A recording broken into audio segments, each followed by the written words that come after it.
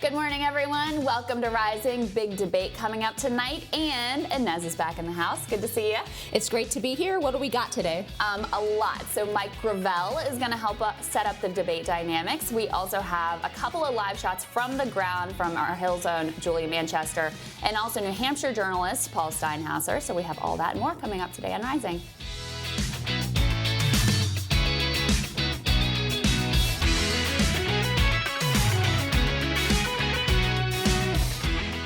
Welcome back. Krystal, what's on your radar? All right, we are getting ready for debate night 4, and it'll be a packed stage, of course. Everyone from Tom Steyer and Amy Klobuchar to Biden and Sanders will line up tonight. Shameless plug. We are doing live pregame and postgame for the first time, so make sure you subscribe and sign up for our YouTube notifications so that you can watch us instead of the purveyors of conventional wisdom over there on the cable news nets.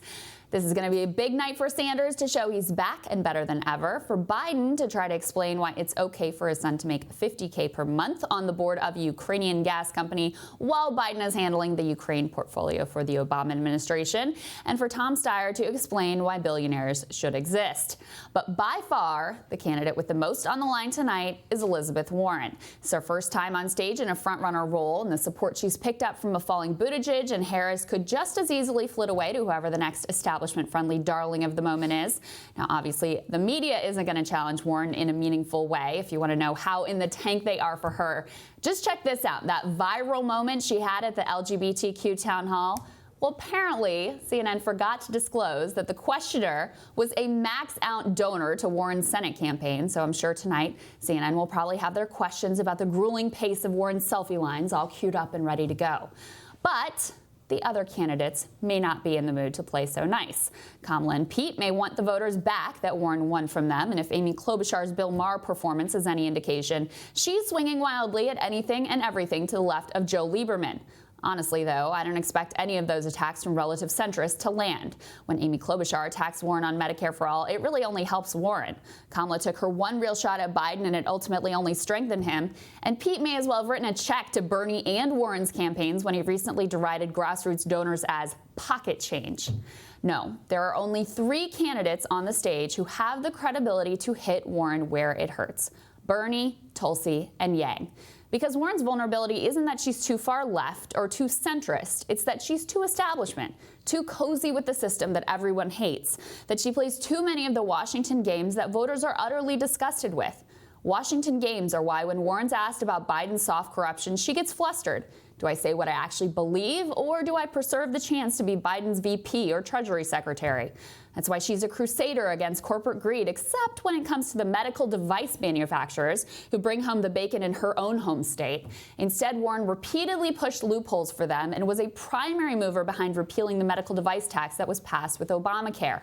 That's why Warren calls herself a progressive, but endorsed HRC once it was clear she'd be the nominee. That's why Warren promised the party that all this grassroots donor stuff would not apply to them. Her campaign made sure to make clear that Warren will still do high-dollar fundraisers for the DNC. It's why she opposed single-payer when she was running for Senate, but says, I'm with Bernie, now that the base wants to hear that. She's a more progressive version of the same old Washington stuff. But it would probably be pretty hard for Kamala Harris or another centrist to try to make that case. So although it's not fair, the task falls to the only 3 true anti-establishment candidates on the stage: Bernie, Yang, and Tulsi.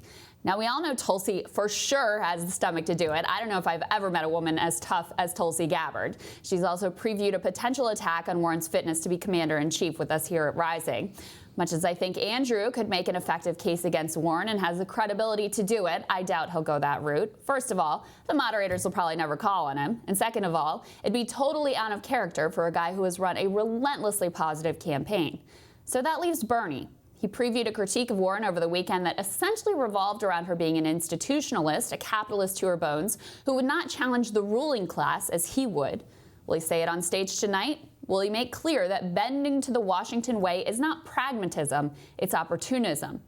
One thing I have no use for whatsoever is this dumb argument that the candidates shouldn't critique each other because it'll help Donald Trump. Ladies and gentlemen, if you're not ready for Julian Castro's attack, then drop out. Seriously. But I digress. Going into tonight, Warren's got momentum. There's no doubt about it. But those dynamics can change in an instant. Just ask Kamala or Beto or Pete. All past media darlings, all past affluent liberal darlings, although really I repeat myself. Warren is an insider posing as an outsider. The phoniness of it all readily apparent if anyone with credibility actually bothers to point it out. I think, and as the most interesting dynamic going into tonight is what it looks like for Warren to be on that stage for the first time as a frontrunner. I think that's right, and I also think what you just said about the establishment rings true in both parties, but that anti-establishment fervor looks very different on the left than it does on the right. Sure. But at the end of the day, I think a lot of Americans, left and right, are fed up with business as usual in Washington. They're fed up with two parties that have been very close to each other throughout the 90s and the 2000s. They have frustration on the conservative right, which led to the Tea Party, and then also elected Donald Trump as an anti-establishment outsider.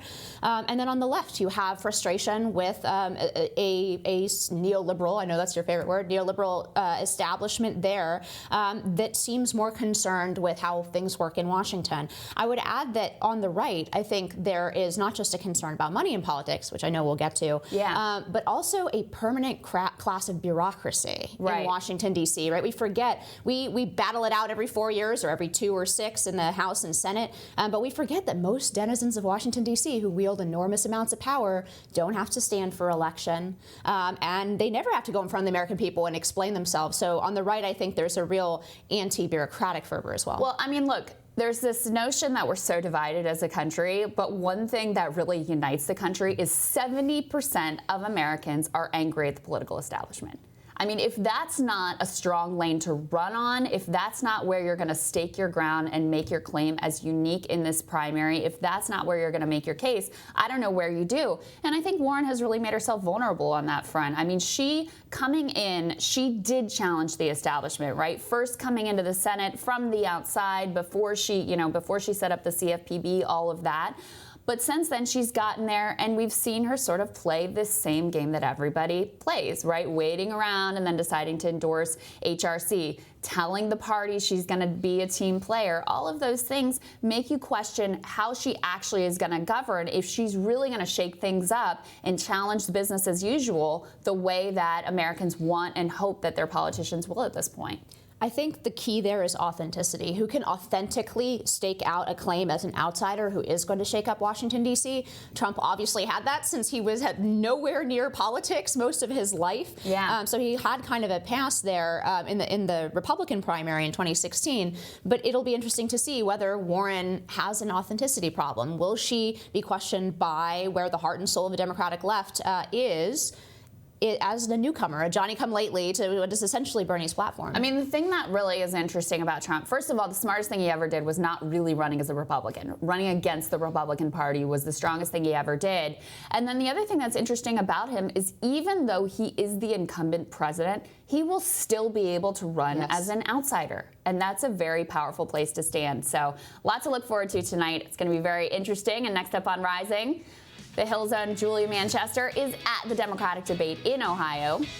What she's learned so far about the candidates' strategies on the big stage when Rising returns.